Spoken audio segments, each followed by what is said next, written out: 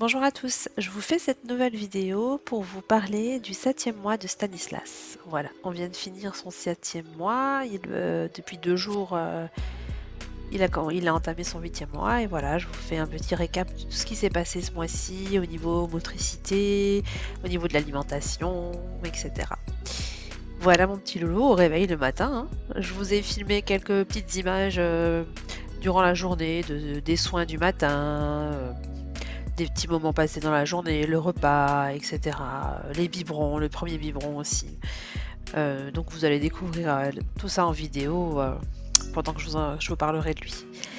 Alors, en motricité globale, ce mois-ci, Stanislas, oui, il s'est beaucoup renforcé au niveau musculaire. Je vois que ses gestes sont plus précis, il tient mieux assis plus longtemps en tout cas, tout seul. Maintenant, je peux le mettre facilement dans une chaise haute ou dans ce genre de choses. Il tient bien assis au niveau du dos, ça se passe bien. Il n'a pas besoin de faire trop d'efforts. Il tombe plus du tout sur le côté ou ce genre de choses, hein.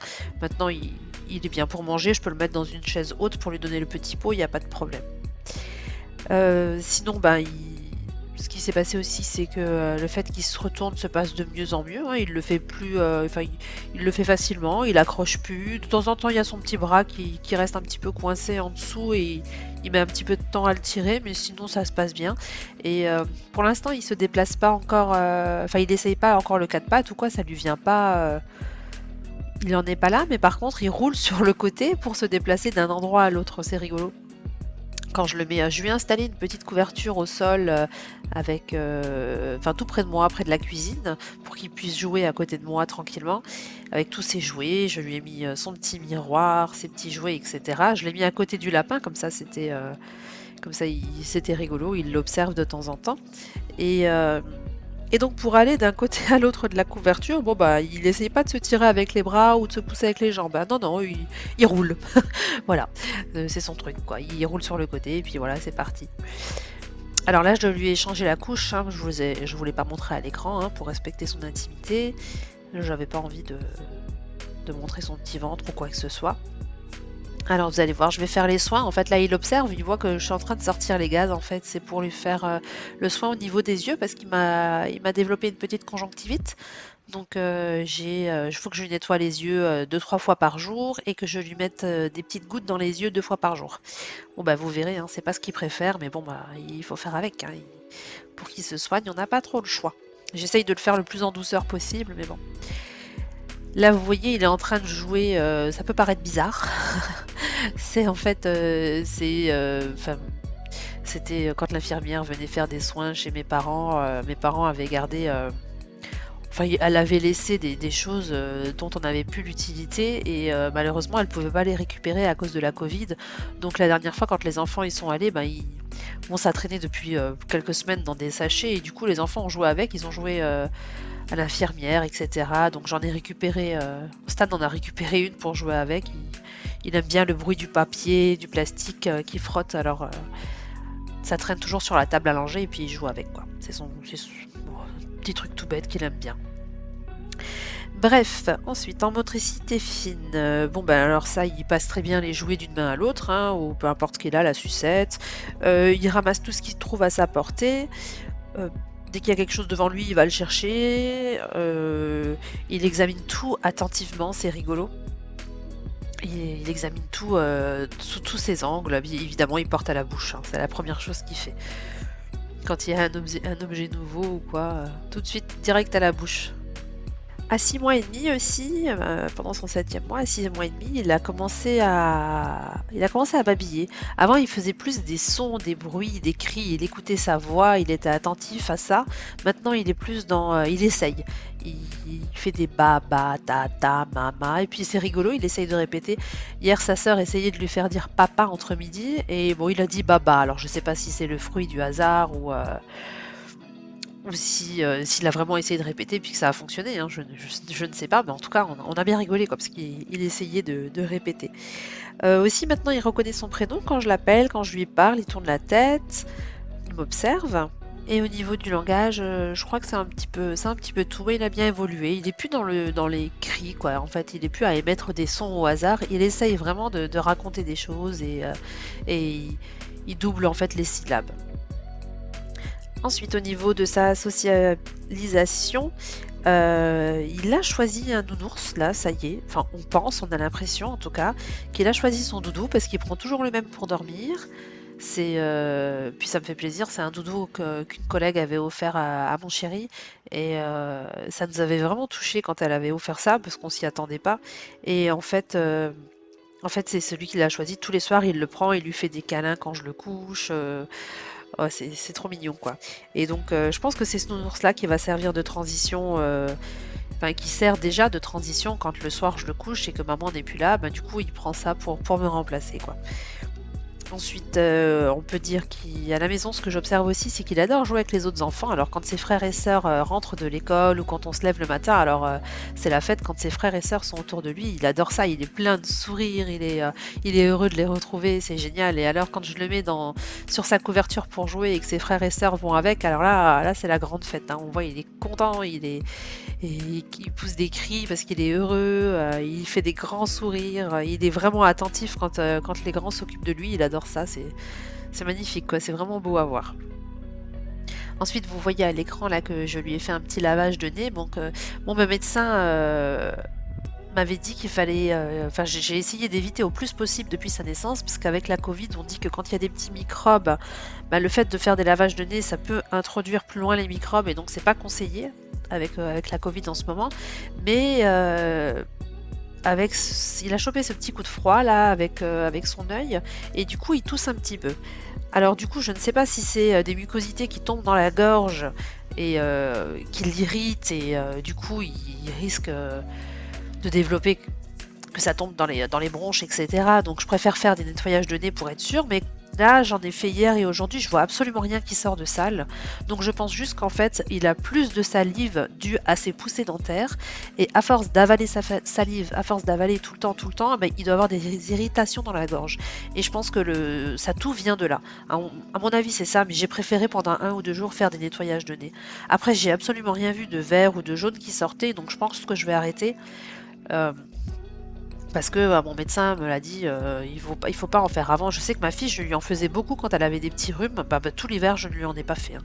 J'en ai pas fait un seul parce que j'ai pas envie de prendre des risques pour rien, quoi. Surtout chez nous en Moselle, dans le Nord-Est. Je pense que vous en avez entendu parler aux infos. La Covid est bien présente, quoi. Donc on évite. On va pas provoquer des choses qui ne sont pas là. Enfin bref, donc je disais que le petit loulou, il adore jouer avec ses frères et sœurs. Ce qu'il aime aussi, c'est le jeu du coucou. Alors ça, maintenant, il y a plus de secret pour lui, quoi. Je veux dire, il adore ça, il le fait lui-même. Je lui donne la petite serviette, il la met sur sa tête, il l'enlève, et alors il rit aux éclats avec ses frères et sœurs, c'est génial. Ça, c'est magnifique. Donc, je voulais vous parler de sa santé. Bon, bah, il me semble qu'on en a fait le tour, hein. Vous avez vu, bon, il a fait une petite conjonctivite. Il a des poussées dentaires. Alors le mois dernier, il y a environ un mois, allez, on va dire 1 mois et demi, 2 mois, il m'a sorti 2 dents d'en bas d'un coup. Et là, ça travaille, hein, ça travaille depuis ça fait 1 mois et demi que ça travaille à fond. Et puis là, là, ça fait quelques jours, c'est encore pire, quoi. Je pense que c'est pour ça qu'il salive énormément, qu'il bave énormément, et donc du coup, ça tout doit venir de là. Mais pour l'instant, on n'a pas vu une troisième petite dent, quoi. Le pauvre, on est pressé que ça sorte, hein, pour que ça le laisse un petit peu tranquille. Au niveau de sa taille et de son poids, je peux malheureusement pas vous les donner parce que même si j'ai été chez le médecin pour sa conjonctivite, c'était vraiment un rendez-vous rapide pour ça. Il m'a pris entre deux, quoi. Mais en fait, on n'a pas pris le temps de faire la pesée, etc., etc. Donc, il n'avait pas le temps. Il avait tellement de monde que il l'a juste soigné, il a regardé son œil, et puis c'était réglé, quoi, hein. Donc, je peux pas vous donner tout ce qui est taille, poids, etc. Tout ce que je peux vous dire, c'est qu'il est passé aux 12 mois. Il y a environ, oui, il devait avoir, au cours de son 7e mois, il est passé, il y a peut-être 2 semaines, oui. Il est passé aux 12 mois, maintenant il le met bien. Des fois c'est un petit peu long, je retourne, mais il est beaucoup plus à l'aise. Au niveau des pyjamas, le 9 mois commençait à lui serrer, à lui tirer au niveau des pieds. Donc maintenant, 12 mois c'est nickel, quoi. Sinon, il n'y a aucun vaccin de prévu ce mois-ci. Donc, le prochain vaccin sera au mois de juillet, d'après ce que le médecin m'a dit. Donc, sauf en cas d'urgence, je n'irai pas le voir. Et dans les prochaines vidéos, normalement, je ne pourrai pas vous donner sa taille ni son poids. On continuera avec les tailles de vêtements et ce genre de détails-là. Et bon, c'est aussi sympa c'est aussi parlant de dire ça, hein. Comme ça, on peut comparer. On dit, ah bah moi, le mien, il met du 6 mois. Bah, moi, le mien, du 9, du 12, du 18, etc., etc. Sinon, au niveau de son alimentation, maintenant, bah, il a bien évolué. Il mange bien les purées. Bon, toujours pas de fruits, hein, on reste toujours sur des légumes. Il ne veut pas, il me les refuse, hein. Je continue tous les jours à 4 heures à essayer de lui en donner à la cuillère. Il fait la grimace, il est à la limite de l'écœurement, donc j'insiste pas. Je lui en mets toujours une cuillère ou deux dans le biberon. Ça, il les boit, enfin, il le boit sans rechigner, donc je me dis ça va l'habituer petit à petit, donc c'est ce que je fais, hein. Tous les 4 heures, j'essaye de lui mettre une cuillère ou deux dans le biberon pour qu'il s'habitue au goût tout doucement. Ensuite, au niveau de ses repas de midi, d'ailleurs je vous mettrai, ça me fait penser, je vous mettrai à la fin de la vidéo 4 recettes que je vais vous filmer. Je vais les faire ce week-end. Il y en a une que j'ai déjà fait il y a la semaine dernière et il y en a deux ou trois que je vais faire ce week-end et je vous les filme et je vous les ajouterai dans la vidéo. C'est des recettes que vous pouvez donner à partir du 7e mois de bébé, il n'y a aucun problème, hein. Bref, au niveau de son alimentation, le repas de midi, maintenant j'ai incorporé la viande, les protéines plus exactement, hein. Donc des viandes, on essaye de donner des viandes assez légères au début, hein, des volailles, du veau. Sinon, il y a les poissons aussi qui sont bien. Alors moi, il adore tout ce qui est poisson. Alors ça, il en raffole. Donc ça, c'est top.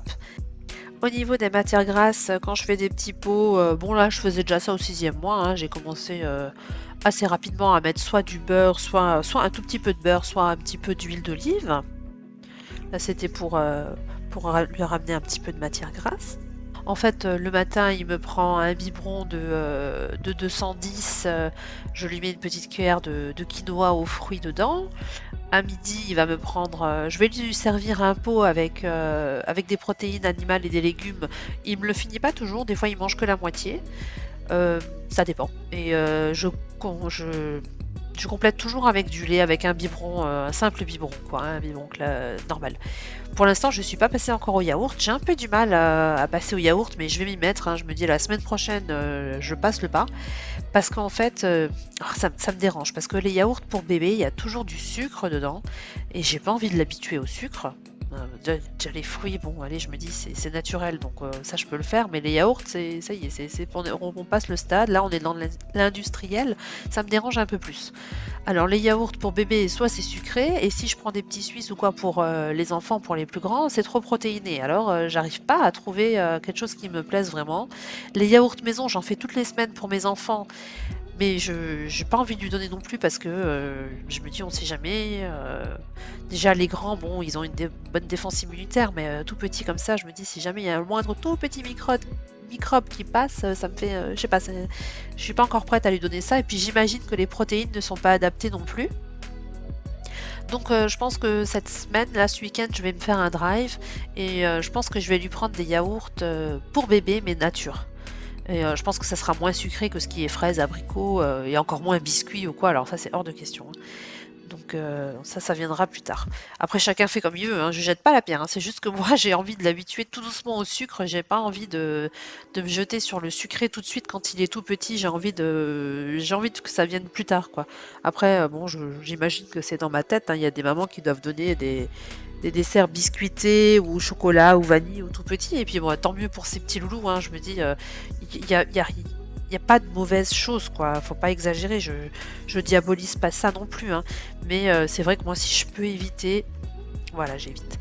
Donc pour l'instant, la semaine prochaine, je vais commencer à lui donner des yaourts nature et sûrement dans les semaines ensuite, je mettrai des yaourts aux fruits, etc., etc.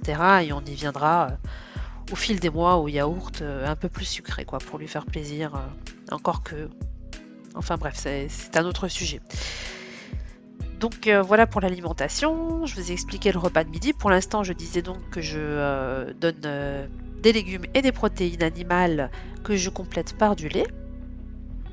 Au goûter à 4 heures, je lui donne toujours un biberon puisqu'il me refuse les fruits, hein, des fruits. Je mets une ou deux cuillères quand même de compote dedans et je complète aussi avec une petite cuillère de quinoa. Et enfin, c'est des céréales spéciales bébé, hein, quinoa et fruits.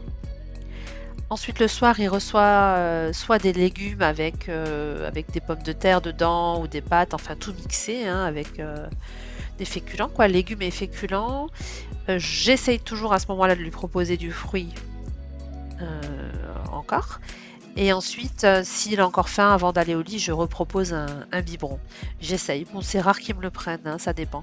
Si je lui sers une soupe, des fois je mets une soupe à la place et puis ça lui suffit, il va au lit comme ça. Ça dépend. S'il prend un petit pot, il va moins manger, je compléterai avec du lait. Si c'est une soupe, il va boire quasiment toute la soupe et ça lui suffira jusqu'au lendemain matin. Au niveau de son sommeil, mon petit loulou, il part le soir, il fait ses nuits, ça y est, depuis ce mois-ci, hein. Avant, il les faisait pas, il venait encore la nuit à 3 heures du matin avant. Au 6e mois, il venait à 3 heures du matin, bon, il venait pas longtemps, il venait 10 minutes. Il prenait son biberon et je le recouchais et c'était réglé, hein. Ça durait vraiment pas longtemps, le temps de boire le biberon et puis voilà. Donc moi j'en profitais à 3 heures du matin pour mettre la table du petit déjeuner pour les grands pendant qu'ils buvaient son biberon. Et puis maintenant, bon ben ça c'est fini, donc je suis contente, je peux enfin faire mes nuits entières, c'est génial, ça fait du bien, ça me repose pour toute la journée, c'est super. Donc je le couche le soir, il est environ 20 h. Des fois c'est un petit peu avant, des fois c'est un petit peu après, ça dépend. Souvent on le couche, on a notre petit truc à nous, quoi. On chante une petite berceuse. Vous verrez sur les images quelquefois où il est tout calme. Là, je lui chante une berceuse à ce moment-là, il adore ça. C'est vraiment notre petit moment à nous. On voit, il fait il entend que je commence cette chanson. C'est une chanson que je lui chante depuis qu'il est né. Alors là, il me regarde, il me sourit et il se laisse aller au calme et il est apaisé. Oh, c'est tout plein de douceur et d'amour, c'est magnifique. Et donc quand je le couche, c'est ce qu'on fait. Je le mets dans son lit et puis il s'endort tout seul avec il prend son doudou, il a sa tétine et je lui mets un petit mobile avec de la musique toute douce, hein, je mets vraiment tout doucement. Et puis je l'entends plus, quoi. Après il est parti pour la nuit, environ 20 h 30, jusqu'au lendemain matin. Et là c'est moi de nouveau qui vais le réveiller à 7 h 30 le matin, puisqu'après il faut ramener les grands à l'école, hein. Donc à 7 h 30 je le réveille, je lui fais les soins comme vous avez vu, et ensuite je lui sers son biberon. Et puis voilà, ensuite on est prêt pour partir, on s'habille et hop, on va à l'école. Et donc la journée ensuite, il fait une sieste de 9 h 30 à 11 h.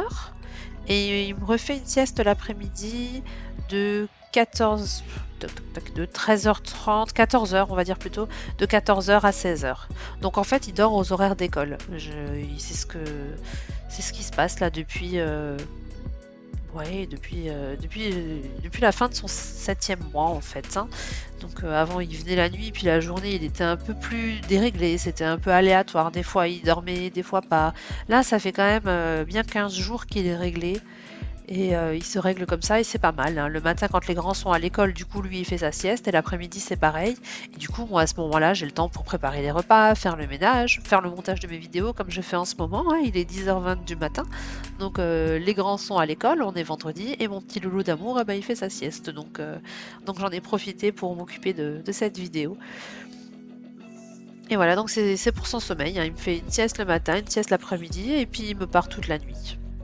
Donc voilà, on a fait le tour de son 7e mois. Si vous avez envie de parler d'autres choses à ce sujet pour le mois prochain, pour le 8e mois, mettez-moi des questions, des idées en barre d'infos, je veux dire en commentaire.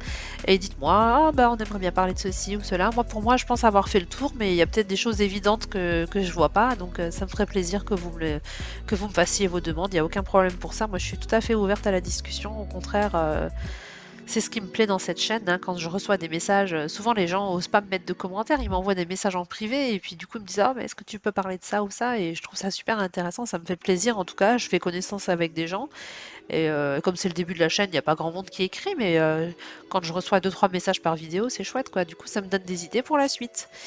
Donc maintenant, on va passer aux 4 recettes que je vous avais promis. Donc la première recette sera pour un repas de midi, hein. Donc c'est une dorade au concombre. Alors vous pouvez remplacer la dorade par n'importe quel poisson blanc, hein, il n'y a aucun problème, hein. Moi j'avais envie de concombre parce que bon avec ce mois de mars là on a envie de fraîcheur, il y a le printemps qui arrive, on a envie de couleurs, de rose, de bleu, de vert, de jaune et on a envie de fraîcheur, donc du coup j'ai fait avec de la fraîcheur avec les concombres.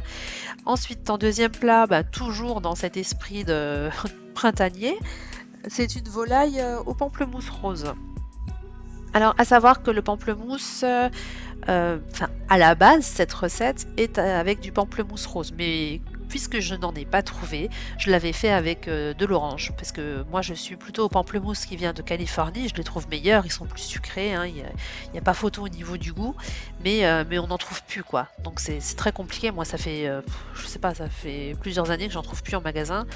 Donc c'est une recette que je faisais à mes grands quand ils étaient petits, mes deux grands, mais malheureusement, je la faisais à base de pamplemousse, hein, mais malheureusement depuis on ne trouve plus ces pamplemousses-là en magasin. Donc du coup pour Stanislas, j'ai remplacé par de l'orange.